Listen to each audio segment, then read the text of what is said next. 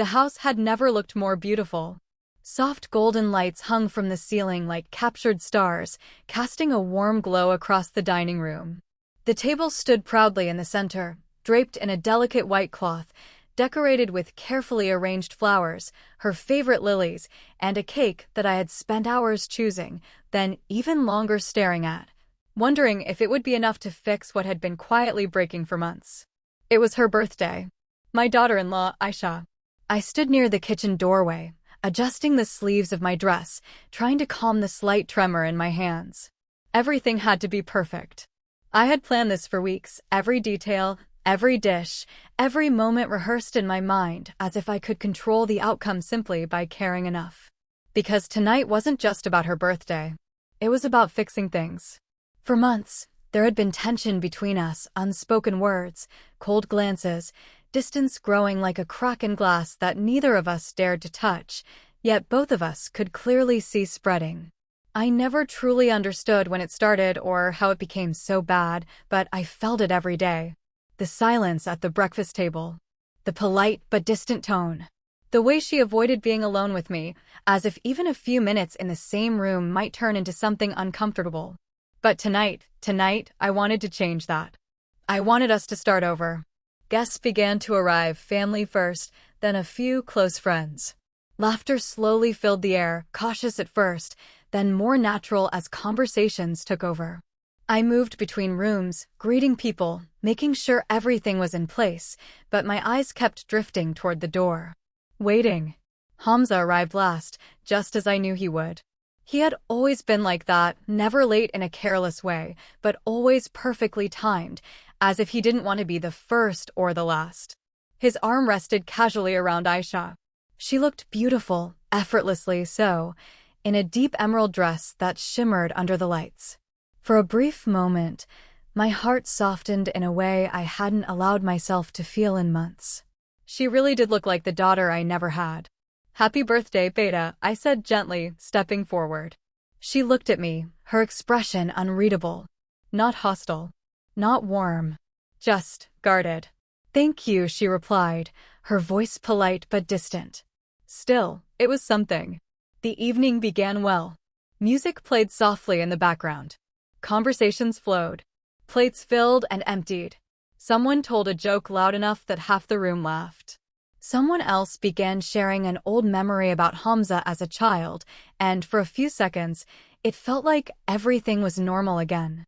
I watched Aisha from across the room, hoping, praying that she would smile at me, that something would shift, that maybe tonight would be the beginning of something softer between us. But it didn't. She stayed close to her friends, occasionally glancing in my direction with a look I couldn't quite understand.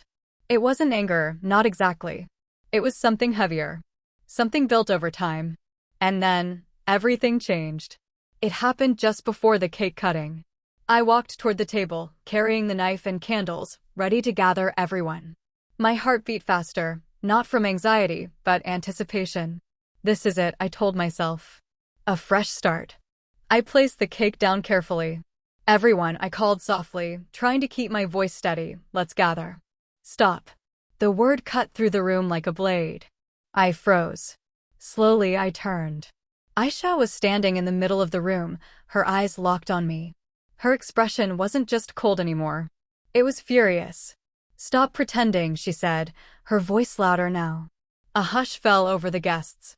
Conversations died instantly, like someone had turned off the sound in the room. I felt my chest tighten. "Aisha, what do you mean?" She stepped forward, her heels clicking sharply against the floor. "I mean this entire act," she said, gesturing around the room. "This fake kindness. This fake celebration." My heart pounded harder. "I don't understand." "Get out," she suddenly screamed, her voice echoing against the walls. "I didn't invite you." The room went completely silent. For a moment, I thought I had misheard her. That perhaps the words had come out wrong, that she hadn't meant them the way they sounded. But I hadn't misheard. My house," I whispered, confusion flooding my mind. "Aisha, what are you saying?" "This is my home. This is my life," she snapped. "And I don't want you in it anymore." Gasps rippled through the guests. Someone dropped a glass. No one dared to speak. Hamza stepped forward quickly. Aisha, calm down. What are you doing? She ignored him. Her eyes stayed fixed on me. You think you can control everything? She continued. You think throwing a party will erase what you've done?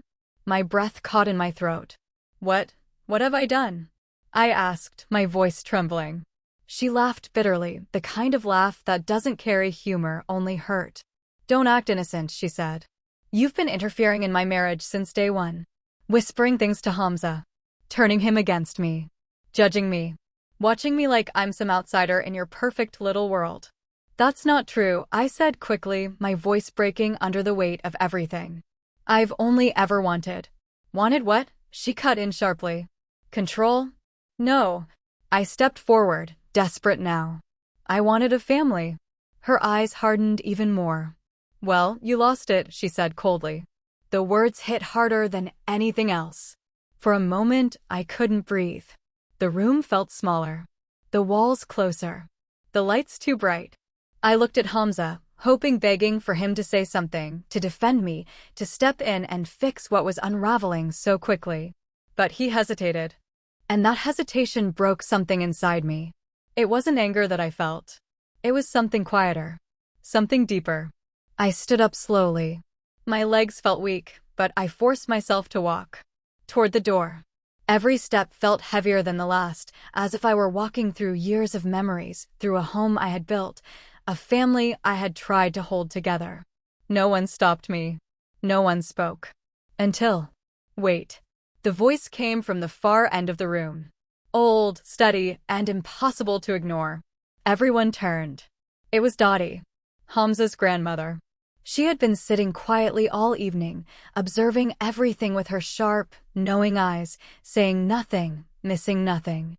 Now she stood, leaning slightly on her cane. No one leaves, she said firmly. The authority in her voice silenced the room instantly. She looked at Aisha first. Beta, she said calmly, do you know what you're doing? Aisha crossed her arms, though there was a flicker of uncertainty in her posture now. Yes, I'm finally saying the truth. Dottie nodded slowly. Good, she said. Then let's talk about truth. A strange tension filled the air, different from before.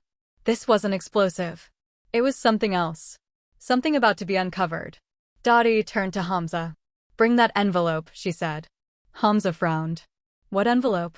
The one I gave you last week. His expression changed slightly, confusion mixing with unease. Reluctantly, he walked to the side table and picked up a small brown envelope. Open it, Dottie said.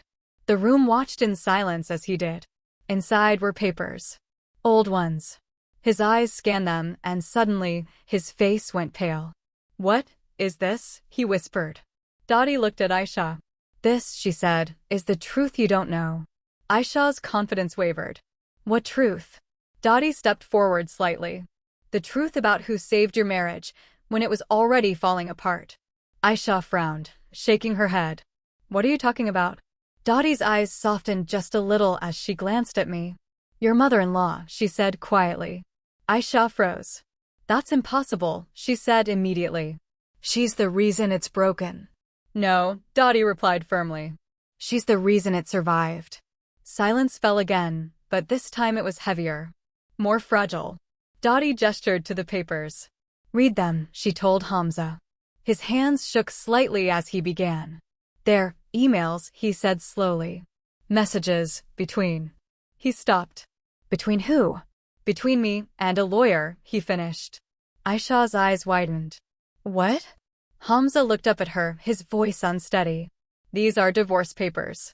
The room erupted into murmurs again, but quieter this time, more shocked than reactive. That's not true, Aisha said quickly, her voice rising again, but now there was fear beneath it. Hamza swallowed hard. They're from 6 months ago. Her face lost color. You are going to leave me? He didn't answer immediately. Before he could, Dottie spoke. Ask who stopped him. Aisha turned slowly. Her eyes found mine. Confusion, fear, realization. No, she whispered. Dottie nodded. Yes, she said. Her. The room felt like it had stopped breathing. Aisha shook her head. No, that's not possible. I swallowed hard. I never wanted you to know, I said quietly. But you should, Dottie replied. Hamza stared at me stunned. You talked to the lawyer? I nodded slowly. He came to me first, I said. He was angry. Hurt. Tired. He thought ending it would be easier than fixing it. Aisha's hands trembled. And you helped him? She asked. No, I said, my voice breaking now. I stopped him. Tears filled my eyes. I begged him not to do it, I continued. I told him marriages go through storms. That love doesn't disappear, it just gets buried sometimes. Aisha stared at me, unable to speak. I told him to fight for you, I whispered. Something shifted in her expression. Not completely, but enough. The anger wasn't gone. But it wasn't alone anymore. What she doesn't know, Dottie added gently, is that your mother-in-law met that lawyer 3 times. Not to prepare the divorce, but to delay it. Hamza's eyes filled with tears. You did that? He asked. I nodded. I saw something in both of you, I said. Something worth saving.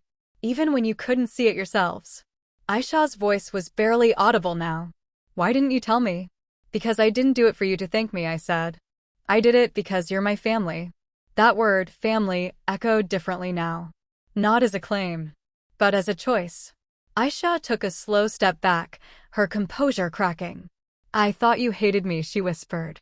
I didn't know how to love you the right way, I replied. That was the truth. Not perfect. Not clean. But real. The room slowly began to empty after that. People left quietly, offering polite words, avoiding eye contact, giving us space to deal with what had just happened. By the time the door closed behind the last guest, the house felt completely different. Not broken. Not whole. But exposed. Everything that had been hidden was now in the open. We sat in the living room for a long time. No one rushing to speak. No one trying to fix it instantly. Because some things can't be fixed instantly. They have to be understood first. Aisha was the one who finally spoke. I'm sorry. This time, her voice was softer. Not defensive. Not angry. Just human. I didn't know, she added. I know, I said. And I meant it. Because the truth was, this wasn't just her mistake. It was all of ours. And that was the hardest part to accept. The days that followed were quiet. Not tense in the same way as before. But careful. Like walking on ground that had just stopped shaking. We spoke more. Slowly. Cautiously. But honestly.